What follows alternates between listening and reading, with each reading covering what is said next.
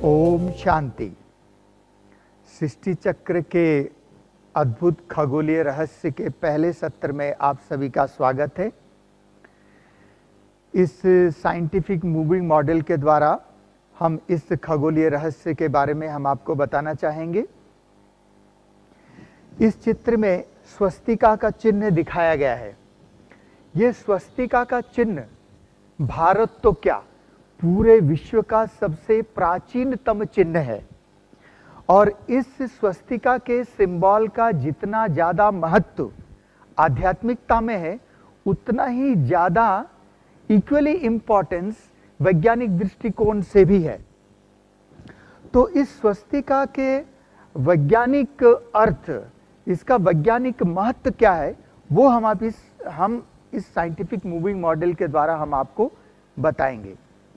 तो देखिए, हमारे इस सृष्टि पर निरंतर 3 प्रकार की घटनाएं घट रही है। एक है ऐतिहासिक घटनाएं, दूसरा है भौगोलिक घटनाएं एवं तीसरा है खगोलीय घटनाएं। और इन तीनों घटनाओं के घटने के पीछे जो इसका मूल कारण है, वो है इस साकार मनुष्य लोक की 3 विशेषताएं। उसमें सबसे पहली विशेषता है लाइट। बीच में जो लाइट जलती हुई दिखाई दे रही है, ये सूर्य को सिंबलाइज कर रहा है। ये सूर्य दिखाया गया है। चूंकि दुनिया में सूर्य का प्रकाश है, इसलिए दुनिया दृश्यमान है। अब दूसरी विशेषता है साउंड। चूंकि दुनिया में आवाज है, इसलिए हम एक दूसरे को बोल सकते हैं, सुन सकते हैं, अपने विचारों को व्यक्त कर सकते हैं। और इस सृष्टि की तीसरी विशेषता है गति। चूंकि दुनिया में गति है, इसलिए ये दुनिया परिवर्तनशील है। अगर दुनिया में गति ना हो तो परिवर्तन भी ना हो, परंतु हम अनुभव करते हैं कि सृष्टि निरंतर परिवर्तनशील है, क्योंकि यहाँ गति है। दूसरी बात मैं विशेष आपको ये भी बताना चाहूंगा कि light is the responsible factor for geographical changes. क्योंकि सूर्य की रोशनी के कारण दिन और रात होते हैं, और सूर्य की गर्मी के कारण मौसम बदलते हैं। तो भौगोलिक परिवर्तन का कारण सूर्य की रोशनी एवं गर्मी हो गई। Sound is the responsible factor for historical changes. हमारे ऐतिहासिक घटनाओं में निरंतर परिवर्तन आवाज के कारण आता है, क्योंकि हमारे शब्दों से ही इतिहास का निर्माण होता है। और motion is the responsible factor for astronomical changes. अब ये मॉडल विशेष करके गति के ऊपर फोकस किया हुआ है। यहां पर 3 प्रकार की गति दिखाई गई है। 3 प्रकार की गति आत्माओं की भी होती है और 3 प्रकार की गति पृथ्वी की भी होती है। आत्माओं की 3 गति को चित्र में स्पष्ट किया गया है एवं पृथ्वी की 3 गति को इस मूविंग मॉडल में। इस स्वस्तिका के चिन्ह का जो दायां भाग है, राइट हैंड साइड है, जहां सतयुग त्रेतायुग लिखा हुआ है, ये इस सृष्टि चक्र का पॉजिटिव साइकिल है। क्योंकि ये जो डायरेक्शन है लेफ्ट टू राइट, माना इन दोनों युगों में जो कुछ भी घटनाएं घटित होती है, वो सब राइट डायरेक्शन, राइटियस डायरेक्शन में होता है। इसलिए इस दाएं भाग को पॉजिटिव साइकिल कहा जाता है। और इसी पॉजिटिव साइकिल के दौरान हम आत्माओं की सद्गति होती है। सद्गति, सतो प्रधान स्थिति। तो जब गलत कुछ यहाँ होता ही नहीं है, तो यहाँ दुख तो होगा ही नहीं, इसीलिए यहाँ सुख ही सुख होता है। और इसीलिए आध्यात्मिक भाषा में इस पॉजिटिव साइकिल को स्वर्ग, हेवन, पैराडाइज कहा जाता है, जिसका वर्णन किसी न किसी धर्म में अनेकानेक रूप में किसी न किसी रूप से वर्णन किया हुआ है। अब इस स्वस्तिका के चिन्ह का जो लेफ्ट हैंड साइड है, जो बायां भाग है, जहां द्वापर कलयुग लिखा हुआ है, ये इस स्वस्तिका के नेगेटिव साइकिल है। और इसी नेगेटिव साइकिल को ही नरक कहा गया है। अब इसी पीरियड के दौरान आत्माओं की दुर्गति होती है। दुर्गति का अर्थ होता है आत्माओं की रजो और तमो प्रधान स्थिति। और कलयुग और सतयुग के बीच का जो पीरियड है, इसको कहा जाता है कल्याणकारी पुरुषोत्तम संगम युग। क्योंकि ये चूंकि सृष्टि चक्र है, इसलिए कलयुग में आकर के सृष्टि थम नहीं जाएगी। कलयुग के बाद फिर से सतयुग आएगा, परंतु इस कलयुगी पतित दुनिया को सतयुगी पावन दुनिया में परिवर्तन करने के लिए इस संगम युग पर स्वयं निराकार ज्योतिर्बिंदु शिव परमात्मा का अवतरण होता है। क्योंकि इतना बड़ा परिवर्तन कोई देहधारी मनुष्य नहीं कर सकता, चाहे वो कितना भी धर्मात्मा, पुण्यात्मा, महात्मा, देवात्मा हो। इतना बड़ा परिवर्तन करने के लिए स्वयं परमात्मा को ही यहाँ पर आना पड़ता है। और यहाँ पर स्वयं निराकार ज्योतिर्बिंदु शिव परमात्मा प्रजापिता ब्रह्मा के तन में परकाय प्रवेश करके हम आत्माओं को यहाँ गति प्रदान करते हैं। गति प्रदान करने का अर्थ होता है हम आत्माएं ओरिजिनली जहाँ से आई हैं, जिसको मुक्ति धाम, परम धाम कहा जाता है, और यहाँ आने के बाद, यहाँ जन्म लेने के बाद हम आत्माएं भूल चुकी होती कि मैं कौन हूँ, कहाँ से आई हूँ, क्यों आई हूँ। तो जब वो भूल जाते हैं तो परमात्मा आकर के हम आत्माओं को उस घर की स्मृति दिलाते हैं और साथ में लेके चलते हैं। उसको गति कहा जाता है। तो गति, सद्गति और दुर्गति, ये तीन प्रकार की गति आत्माओं की होती है। और आत्माओं की ये तीनों गति निर्भर करता है हमारे कर्मों की गहन गति के ऊपर। तो कर्म एवं कर्म का फल, उसका सीधा संबंध कर्म भूमि पृथ्वी से। तो पृथ्वी की भी तीन प्रकार की गति होती है। पृथ्वी की पहली गति यह है कि पृथ्वी अपने ही धुरी पे घूम रही है। 24 घंटे में एक चक्कर लगता है, जिसके कारण दिन एवं रात होते हैं। पृथ्वी की दूसरी गति यह है कि पृथ्वी एक ही जगह खड़ी होकर नहीं घूम रही है, घूमती हुई आगे बढ़ रही है और सूर्य की परिक्रमा 365 दिन में एक बार कर लेती है। अब ये दोनों प्रकार की गति तो मनुष्यों को मालूम है। क्यों मालूम है? क्योंकि ये दोनों गति हम मनुष्यों के लिमिटेशन एंड ऑब्जर्वेशन के भीतर आता है। इन दोनों गति के अलावा पृथ्वी की एक तीसरी गति भी होती है, जो मनुष्यों को मालूम नहीं है, साइंटिस्ट को भी मालूम नहीं है। क्यों नहीं मालूम? क्योंकि वो जो पृथ्वी की तीसरी गति है वो बहुत ही सूक्ष्म है, बहुत ही गुह्य है और हम मनुष्यों के लिमिटेशन एंड ऑब्जर्वेशन के बाहर है। तो उस तीसरी गति का ज्ञान सिवाय निराकार परमात्मा के कोई नहीं दे सकता, क्योंकि परमात्मा स्वयं इस चक्कर से ही बाहर है, इस जन्म मरण के चक्कर से बाहर है। तो अब परमात्मा ने जो पृथ्वी की तीसरी गति के बारे में बताया है, उसको अच्छी तरह से समझने के लिए पहले हमें यह जानना आवश्यक होगा कि जब पृथ्वी 365 दिन में सूर्य के चारों ओर एक साल का चक्कर लगा लेती है, तो उस एक वर्ष के चक्कर को सूर्य का पूर्ण चक्कर नहीं कहा जाता है। वो वर्ष का चक्कर सूर्य का केवल आंशिक चक्कर है, न कि पूर्ण चक्कर। क्यों? क्योंकि सूर्य पृथ्वी से लगभग 109-10 गुना बड़ा है, बहुत विशाल है, जो कि हम इस मॉडल में नहीं दिखा सकते, केवल एक्सप्लेन कर सकते हैं। तो इतने बड़े विशाल सूर्य के सामने हमारी पृथ्वी एक छोटा सा पिंड, कंकर पत्थर के जैसा ही है। उदाहरण के लिए अगर एक बड़ा बॉल ले लिया जाए, ये आपके सामने एक बॉल रखा हुआ है। अगर इस बॉल के ऊपर एक चौक पीस लेकर के इसके सेंट्रल लाइन को मेंटेन करते हुए अगर एक लकीर खींच दिया गया, तो बॉल के चारों ओर एक परिधि की लकीर खींच गई, एक सरकमफ्रेंस।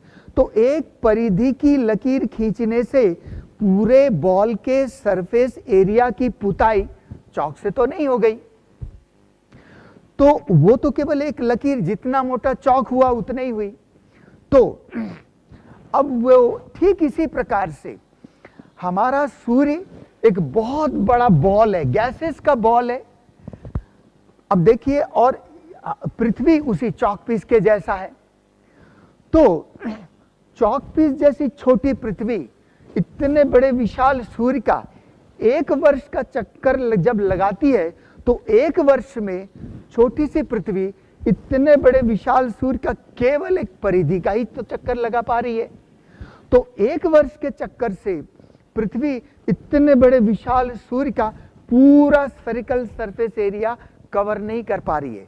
इसीलिए वो एक वर्ष का चक्कर सूर्य का केवल आंशिक चक्कर ही है, न कि पूर्ण चक्कर। अब ये पूर्ण चक्कर कैसे होगा? तो संपूर्ण चक्कर होने के लिए ये जो ऑर्बिट आप देख रहे हैं, ये भी धीरे धीरे शिफ्ट होता है, ये भी धीरे धीरे घूमता है, ये भी धीरे धीरे खिसकता है। यही पृथ्वी की तीसरी गति है। क्योंकि देखिए गति के लिए दो चीज की आवश्यकता है, एक स्पेस, दूसरा टाइम। अब देखिए, अब ये जो मैं आपको बता रहा हूं, अब ये ऑर्बिट जिधर से मैं खड़ा हूं, साइड व्यू से ये ऑर्बिट तो मुझे गोल दिखाई दे रहा है। अब इसी गोल ऑर्बिट को अगर आप सामने से देखने लगेंगे तो यही गोल ऑर्बिट सामने से आपको एक लकीर नजर आएगी। लकीर, इसका डायमीटर ही विजिबल होगा। उदाहरण के लिए जब हम भोजन करते हैं ना, तो थाली गोल दिखाई देती है। भोजन पूरा करने के बाद जब थाली को धो करके जब हम स्टैंड में वर्टिकली खड़ा रख देते हैं, तो बाजू से गोल दिखने वाली थाली सामने से तो एक लकीर ही दिखेगी ना। तो ठीक इसी प्रकार से इस स्वस्तिका के चिन्ह में दो बड़ी लकीरें खींची गई है, एक खड़ी लकीर, एक वर्टिकल, दूसरा ये आड़ी लकीर, हॉरिजॉन्टल। अब ये दोनों लकीरें वास्तव में क्यों दी गई है, इसका क्या मतलब है? ये दोनों लकीरें वास्तव में इसी गोल ऑर्बिट के लकीर का ही रिप्रेजेंटेशन है जो सामने से दिखाई दे रही है। अब आप देखिए, चूंकि गति सृष्टि का नियम है, इसीलिए ये लकीर कहीं भी रुकेगी नहीं। आपने देखा ये लकीर खड़ी थी, वर्टिकल थी, अब घूमते घूमते ये हॉरिजॉन्टल, आड़ी हो गई। अब ये लकीर फिर घूमते घूमते फिर खड़ी हो जाएगी, परंतु इस हॉरिजॉन्टल आड़ी लकीर को खड़ी हो जाने के लिए 1250 वर्ष लग जाते हैं। इसका मतलब यह हुआ, हमारी पृथ्वी इतने बड़े विशाल सूर्य का केवल 90 डिग्री अंश, माना उसका 1/4 क्वार्टर साइकिल सरफेस एरिया पूरा करने में ही पृथ्वी को 1250 वर्ष लग जाते हैं। तो नेचुरली पूरे 360 डिग्री का सूर्य का पूरा surface area, spherical surface area पूर्ण करने के लिए उसको 5000 वर्ष लग जाएंगे। तो यही सबसे बड़ा चक्कर है, इससे बड़ा कोई चक्कर नहीं होता है, और इसी को कहा जाता है कल्प का चक्कर, है ना। जैसे 24 घंटे के चक्कर को दिन रात का चक्कर कहा गया, 365 दिन के चक्कर को साल का चक्कर कहा गया, या ऋतु चक्कर भी कहते हैं। ठीक इसी प्रकार से ये ऑर्बिट भी धीरे धीरे खिसकते खिसकते 5000 वर्ष में सूर्य का पूरा एक संपूर्ण चक्कर पूरा करती है, तो उसको कहते हैं एक कल्प पूरा हुआ। अब आप देखिए, इस स्वस्तिका के चिन्ह में इन दोनों बड़ी लकीरों के अलावा 4 छोटी लकीरें भी खींची गई है। इसका क्या मतलब है? ये वास्तव में हमारे पृथ्वी के नॉर्थ पोल के डायरेक्शन को इंडिकेट करता है। अभी देखिए, इस मॉडल के अनुसार अब ये पृथ्वी का ये इधर नॉर्थ पोल है और इधर नीचे साउथ पोल है। हमने यहाँ पर 2 जगह नॉर्थ पोल दिखाया है, इधर और उधर। क्यों दिखाया है? जब पृथ्वी दूसरे छोर तक पहुंचेगी तो भी नॉर्थ पोल ऊपर की दिशा में ही होगा, जब पृथ्वी इस छोर तक वापस आएगी तो भी नॉर्थ पोल ऊपर की दिशा में ही होगा। अब आप देखिए, अभी ये नॉर्थ पोल, वास्तव में नॉर्थ पोल बड़ा इंपॉर्टेंट है। अंडरस्टूड एंड साउथ पोल नीचे है, परंतु नॉर्थ पोल हमने इसलिए दिखाया है कि नॉर्थ पोल का बहुत बड़ा महत्व है। देखिए, नॉर्थ पोल हमारे पृथ्वी का सिर है, साउथ पोल हमारे पृथ्वी का पैर है। अब देखिए, आप जब आप अपने घर का नक्शा बनाते हैं या देश का, तो कागज में जब ये नक्शा बनाते हैं तो नॉर्थ पोल आप किधर रखेंगे? नेचुरली ऊपर की ओर रखते हैं ना। क्यों रखते हैं? क्योंकि हमारी पृथ्वी एक बहुत बड़ा मैग्नेट है। नॉर्थ पोल उसका पॉजिटिव चार्ज है और साउथ पोल उसका नेगेटिव चार्ज है, और नॉर्थ पोल के तरफ से ही पृथ्वी क्लॉकवाइज आगे बढ़ती है, क्लॉकवाइज। तो अब देखिए, यही नॉर्थ पोल जब घूमते घूमते पॉजिटिव साइकिल में प्रवेश कर गया, तो ठीक यहीं से सतयुग की शुरुआत हो गई। 1250 वर्ष बाद यही नॉर्थ पोल घूमते घूमते जब नीचे की ओर प्रवेश कर जाएगा, तो ठीक यहीं से त्रेता युग की शुरुआत हो जाएगी। अगले 1250 वर्ष बाद यही नॉर्थ पोल घूमते घूमते जब नेगेटिव साइकिल में प्रवेश कर जाएगा, तो यहीं से द्वापर युग की शुरुआत हो जाएगी। और अगले 1250 वर्ष बाद जब यही नॉर्थ पोल ऊपर की दिशा में प्रवेश कर जाएगा तो ठीक यहीं से कलयुग की शुरुआत हो जाएगी। परंतु जब नॉर्थ पोल पॉजिटिव साइकिल में माना सतयुग में प्रवेश करती है, तब उससे ठीक पहले बड़ा चमत्कार होता है इस समय पर। वो चमत्कार क्या होता है? देखिए, हमने आपको बताया कि ये कल्याणकारी पुरुषोत्तम संगम युग पर ये स्वयं निराकार ज्योतिर्बिंदु शिव परमात्मा का अवतरण होता है और यहीं पर परमात्मा पतित कलयुगी दुनिया को सतयुगी पावन दुनिया में परिवर्तित करते हैं। कैसे करते हैं? वो विधि क्या है? परमात्मा सबसे पहले हम आत्माओं को ईश्वरीय ज्ञान और सहज राजयोग की शिक्षा देकर के आत्माओं को पवित्र बनाते हैं और जो भी आत्माएं इस राजयोग का अभ्यास करके पवित्र बनने लगती है, उन सभी आत्माओं के कलेक्टिव पवित्रता के प्रभाव से ही इस पृथ्वी का भौतिक परिवर्तन होना शुरू हो जाता है। और वो परिवर्तन 3 विधि से होते हैं। उसकी पहली विधि है प्राकृतिक आपदाएं, दूसरी विधि है गृह युद्ध, सिविल वार। ये आतंकवाद क्या है? गृह युद्ध ही तो है। और तीसरी और फाइनल विधि है न्यूक्लियर वार, एटॉमिक वार। अब इसका मतलब यह हुआ कि जब नॉर्थ पोल पॉजिटिव साइकिल में प्रवेश करेगा, उससे ठीक पहले यहां पर एटॉमिक वार अवश्य होगा, क्योंकि बिना एटॉमिक वार के इस पतित भ्रष्टाचारी कलयुगी दुनिया का संपूर्ण परिवर्तन संभव ही नहीं है। तो आने वाले थोड़े दिनों में जब भी एटॉमिक वार यहां होगा, क्योंकि अभी आप कैसी वर्तमान समय की परिस्थिति भी देख रहे हैं, समाचारों में, टीवी में, अखबारों में हम पढ़ते भी हैं, तो कैसे परिस्थिति निर्मित हो रही है। तो आने वाले थोड़े दिनों में जब भी ये न्यूक्लियर वार यहां पर होगा, उस समय हमारे पृथ्वी पर बहुत बड़े बड़े परिवर्तन होने वाले हैं। उसमें सबसे पहला परिवर्तन ये होगा कि जब इतनी शक्तिशाली एटॉम बॉम्ब्स की बौछार पृथ्वी पर एक साथ हुआ करेगी, तो उस समय पृथ्वी पर बहुत जबरदस्त गर्मी उत्पन्न हो जाएगी, क्योंकि एक देश चालू करेगा तो कोई रुकने वाला नहीं होगा, मास वर्ल्ड वार हो जाएगा। तो उस समय इतनी जबरदस्त गर्मी उत्पन्न होगी कि इन आंखों से जो कुछ भी दिखाई दे रहा है, सेकंड से भी कम समय में सब कुछ जल के पिघल के राख हो जाएगा। इसका मतलब यह हुआ, क्योंकि देखिए, क्योंकि एक एटॉम बम जहां भी गिरता है, कम से कम 10 लाख सेल्सियस डिग्री टेम्परेचर पैदा होता है और पृथ्वी पर कोई भी ऐसी चीज है ही नहीं जो 3000 सेल्सियस डिग्री के ऊपर सहन कर सके। इसका मतलब यह हुआ कि सातों के सातों महाद्वीप की जमीन जब जल के पिघल के राख हो जाएगी, माना नरम हो जाएगी, सॉफ्ट। जब पूरी की पूरी जमीन नरम हो गई तो उस नरम जमीन को पृथ्वी का गुरुत्वाकर्षण शक्ति अपने अंदर खींचना शुरू कर देगा।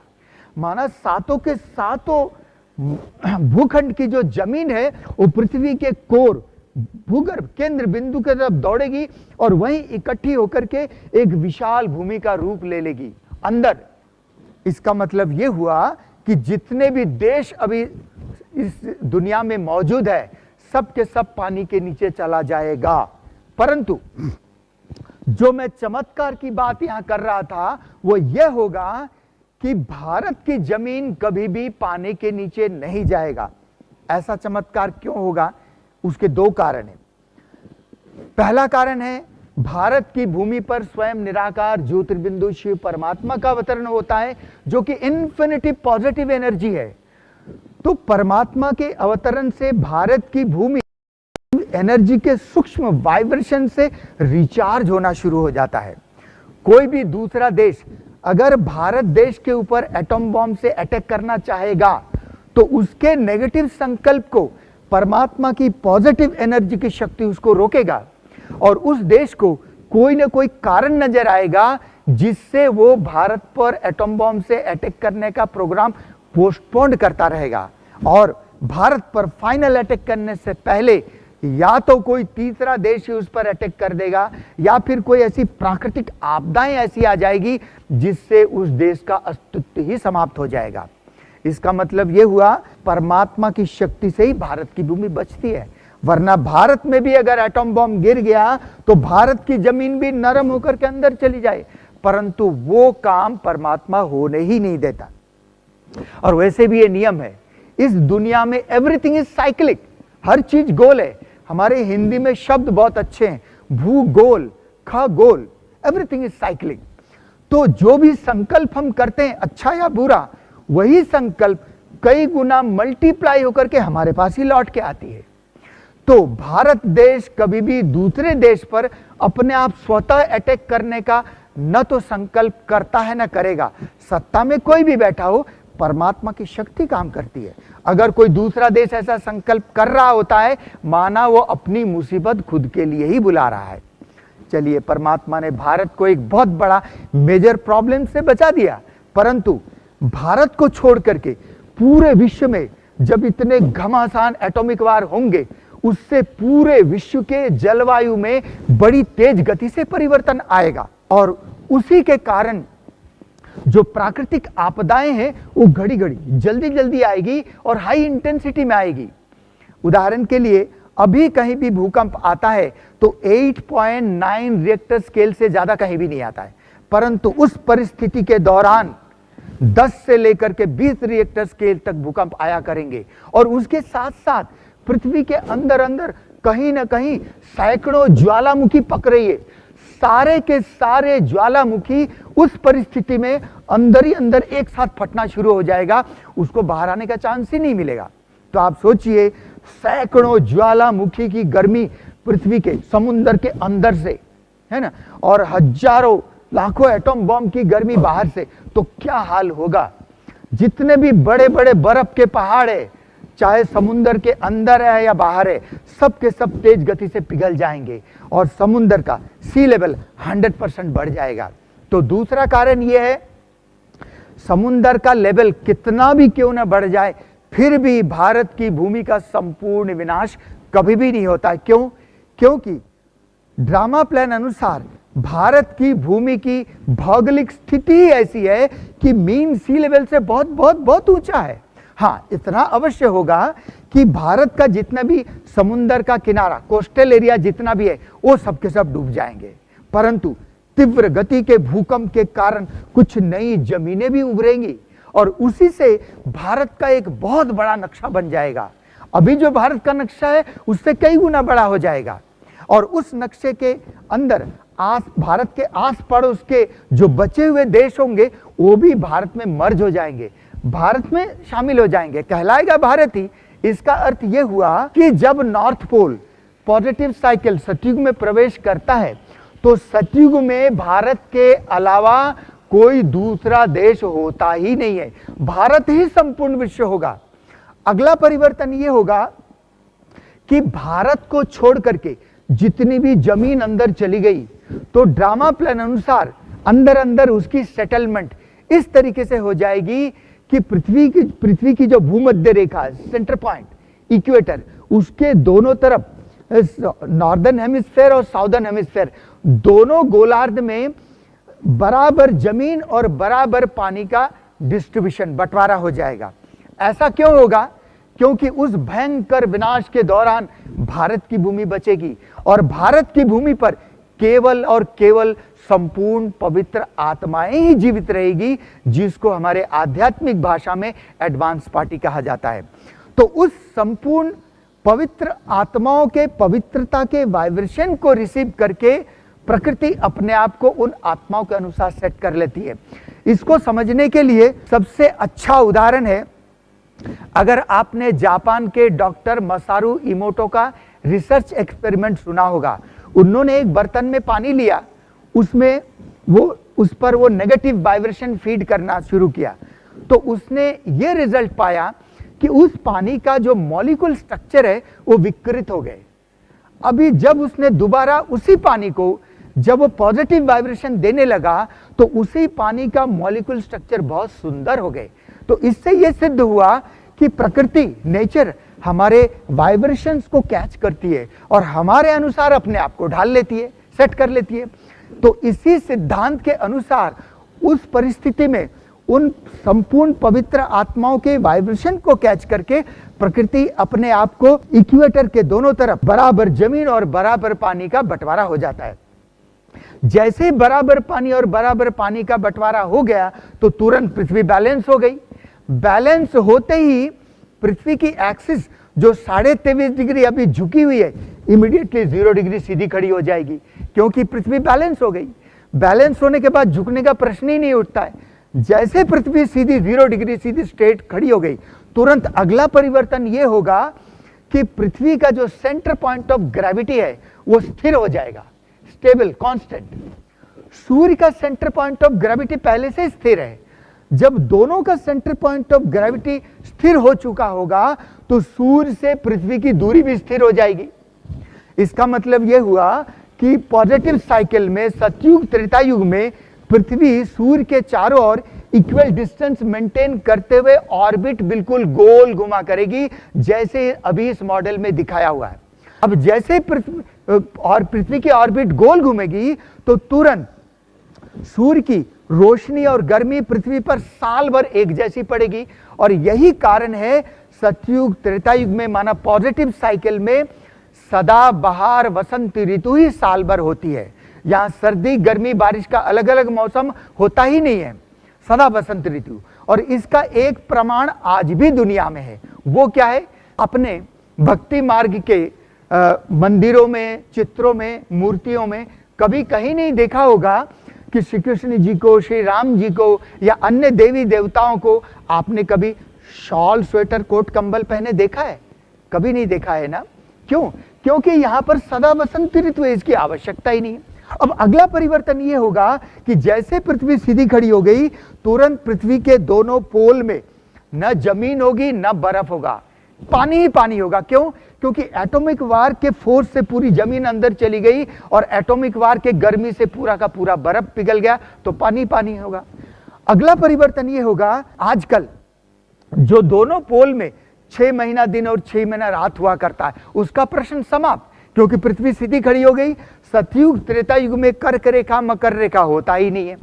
अगला परिवर्तन यह होगा कि साल भर 12 घंटे का दिन और 12 घंटे की रात ही हुआ करेगी। ऐसा कभी नहीं होगा कि लंबा दिन छोटी रात या लंबी रात छोटे दिन, नहीं नहीं, इक्वल डे इक्वल नाइट, क्योंकि पृथ्वी सीधी खड़ी हो गई। अगला जबरदस्त परिवर्तन यह होगा कि जैसे पृथ्वी सीधी खड़ी हो गई तो पृथ्वी के चारों ओर जो चांद घुमा करेगा, उसके घूमने की सेटिंग इस तरीके से सेट हो जाएगा कि रोज रात्रि को सतयुग में पूर्णिमा ही हुआ करेगी, full moon, every night full moon. क्यों? क्योंकि आत्मा यहां पर 16 कलश संपूर्ण पवित्र है, तो प्रकृति भी संपूर्ण सुखदायी होती है। अब देखिए, सतयुग त्रेता युग में न तो अमावस्या होते हैं न ग्रहण लगते हैं, और उसका वैज्ञानिक कारण यह है कि जब पूरी की पूरी जमीन अंदर चली गई, अंदर एक विशाल भूमि का रूप ले लिया, तो तुरंत पृथ्वी का गुरुत्वाकर्षण शक्ति कम हो जाता है। उस समय की तुलना में आज वर्तमान समय पृथ्वी का गुरुत्वाकर्षण शक्ति सबसे अधिक है। और इसको समझने के लिए सबसे अच्छा उदाहरण है बरमूडा ट्रायंगल। अगर आपने सुना होगा, सेंट्रल अमेरिका में मियामी शहर के पास समुद्र के ऊपर एक ऐसा त्रिकोण बना हुआ है जिसको बरमूडा ट्रायंगल कहा जाता है। उस ट्रायंगल के ऊपर कोई भी सॉलिड चीज, माना चाहे समुद्री जहाज या हवाई जहाज, अगर क्रॉस होता है, या पंछी, कुछ भी चीज सॉलिड चीज क्रॉस होता है तो वो चीजें गायब हो जाती है। साइंटिस्ट को आज तक पता नहीं चला वो चीजें कहां गई, और तो और खोज करने वाले भी लापता, अभी तक वापस नहीं आए। तो ऐसा वहां पर क्यों होता है? क्योंकि वो एरिया पृथ्वी के गुरुत्वाकर्षण शक्ति का मैक्सिमम जोन है, वो मैक्सिमम एरिया है वो पृथ्वी के गुरुत्वाकर्षण का। वहीं पर ऐसा क्यों होता है? क्योंकि देखिए, पूरे पृथ्वी का सेंटर पॉइंट और बरमूडा ट्रायंगल का सरफेस एरिया, उसके रेडियस के बीच में काफी गहराई तक, मतलब सेंटर पॉइंट के काफी नजदीक तक केवल समुद्र का पानी ही पानी है, कोई सॉलिड चीज नहीं है। माना न जमीन है, न दलदल है, न बर्फ है, न तेल है, न गैस है, केवल और केवल समुद्र का पानी है। इसीलिए कोई भी सॉलिड चीज ऊपर से क्रॉस होता है तो पृथ्वी उसको अपने अंदर खींच लेती है। तो उसके विपरीत देखिए, जब सतयुग में पॉजिटिव साइकिल में जब पूरी की पूरी जमीन अंदर अंदर इकट्ठी हो गई, एक विशाल भूमि का रूप ले लिया, तो तुरंत पृथ्वी का गुरुत्वाकर्षण शक्ति कम हो जाती है। तो ऐसी स्थिति में क्या होता है कि जब गुरुत्वाकर्षण शक्ति कम हो गया तो चांद एक झटके से पीछे आ जाता है, और क्योंकि आकर्षण कम हो गया ना, और उस झटके के कारण चांद थोड़ी घूम जाती है। घूम के इस तरीके से सेट हो जाता है कि आजकल जो चांद का गड्ढा गड्ढा वो ब्लैक स्पॉट दिखाई देता है, वो सतयुग त्रेतायुग में वो गड्ढे गुड्ढे दिखाई नहीं देते। क्यों? क्योंकि घूम के इस प्रकार का सेट हो जाता है कि उसका प्लेन एरिया ही विजिबल होता है, और यही कारण है कि सतयुग त्रेतायुग में चांद ज्यादा रोशनी फेंकता है। अब देखिए, अब तो एक तो पृथ्वी का गुरुत्वाकर्षण शक्ति कम हो गया, और दूसरी चांद की दूरी बढ़ गई। तो इन दोनों कारणों से पृथ्वी के चारों ओर चांद की घूमने की स्पीड, गति इतनी धीमी हो जाती है कि जैसे कि चांद पूर्णिमा के स्थिति में ही रुक गई हो। रुकती नहीं है, पर उसकी स्पीड इतनी धीमी है कि रुकने के बराबर है। यही कारण है यहां पर रोज रात्रि को पूर्णिमा ही होती है। तो ये तो हुई सुख की दुनिया, आत्माओं से भी सुख और प्रकृति से भी सुख। अब यही नॉर्थ पोल पॉजिटिव साइकिल पूरा करके 2500 साल बाद जब फिर से ये नेगेटिव साइकिल में प्रवेश करता है, तो यहां पर भी एक नेगेटिव परिवर्तन आता है। वो कैसे आता है? हमने देखा कि सतयुग के शुरू में ही पूरी की पूरी जमीन अंदर अंदर वन पीस है, one piece of use land. तो उसी समय से पृथ्वी के भूगर्भ केंद्र बिंदु में गर्मी और गैस पकना शुरू हो जाता है। वो डेवलप होते होते होते त्रेता के अंत तक उसका प्रेशर और एरिया जबरदस्त बिल्डअप हो जाता है, परंतु वो गैस का प्रेशर और वो गर्मी का प्रेशर यहां पर निकल नहीं पाता। क्यों? क्योंकि उस जमीन की बाहरी जो परत है वो बहुत थिक, मोटी और स्ट्रांग होता है, वो उसके प्रेशर को रोक के रखता है। परंतु जैसे ही नॉर्थ पोल नेगेटिव साइकिल में प्रवेश करता है, तो आत्माओं के अंदर नेगेटिविटी प्रवेश हो जाते हैं, और आत्माओं के वो नेगेटिव वाइब्रेशंस सतो प्रधान पवित्र प्रकृति को सहन नहीं होता है। उदाहरण के लिए, अगर एक अमृत का कलश लिया जाए, उसमें एक बूंद भी अगर जहर पड़ गया तो पूरा का पूरा अमृत जहर बन जाता है। अगर पूरा तपेला दूध भरा हुआ है, एक बूंद भी नींबू का रस पड़ गया तो पूरा का पूरा दूध फट जाता है। ठीक इसी प्रकार से आत्माओं के नेगेटिव वाइब्रेशन सतो प्रधान प्रकृति में थोड़ी सी भी नेगेटिव वाइब्रेशन मिक्स होता है तो सतो प्रधान प्रकृति में एक बहुत बड़ा हलचल पैदा हो जाता है। और यही कारण है यहां पर सबसे पहला और सबसे बड़ा भूकंप आता है, और उस भूकंप से जमीनों में दरार पड़ने लगती है, और उन दरारों में से यहां पर जो गर्मी और गैस का प्रेशर बढ़ चुका था उसको निकलने का रास्ता मिल गया।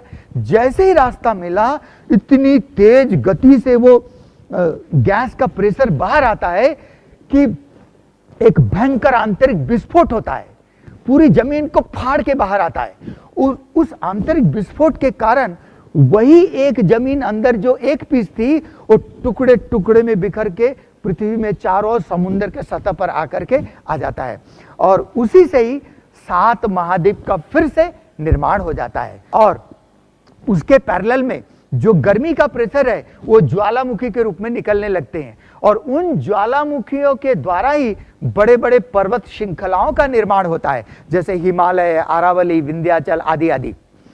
सतयुग त्रेतायुग में इतने बड़े बड़े पहाड़ होते ही नहीं है, वो तो यहाँ पर आंतरिक विस्फोट से बने। अभी भी आप गौर करेंगे, हमारे पृथ्वी पर जितने भी मैक्सिमम देश है, कंट्रीज है, वो सब इक्वेटर के ऊपर है, नॉर्थ पोल के तरफ ही है।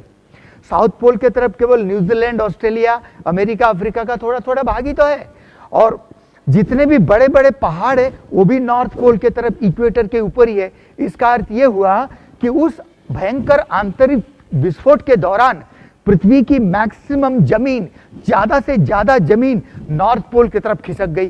खिसकते ही नॉर्थ पोल भारी हो गया, भारी होते ही पृथ्वी इम्बैलेंस हो गई, इम्बैलेंस होते ही पृथ्वी की एक्सिस जो सीधी खड़ी थी फिर से 23.5 डिग्री यहां पर झुक गई, क्योंकि इम्बैलेंस हो गई। अब जैसे पृथ्वी की एक्सिस 23.5 डिग्री झुक गई, तुरंत पृथ्वी का centre point of gravity disturb हो गया, क्योंकि जमीन एक पीस के बजाय टुकड़े टुकड़े में बट गए। जितने टुकड़े उतने अलग अलग केंद्र बिंदु बन गए, उसके सेंटर पॉइंट ऑफ ग्रेविटी अलग अलग हुई। Original centre point of gravity disturb हो गया।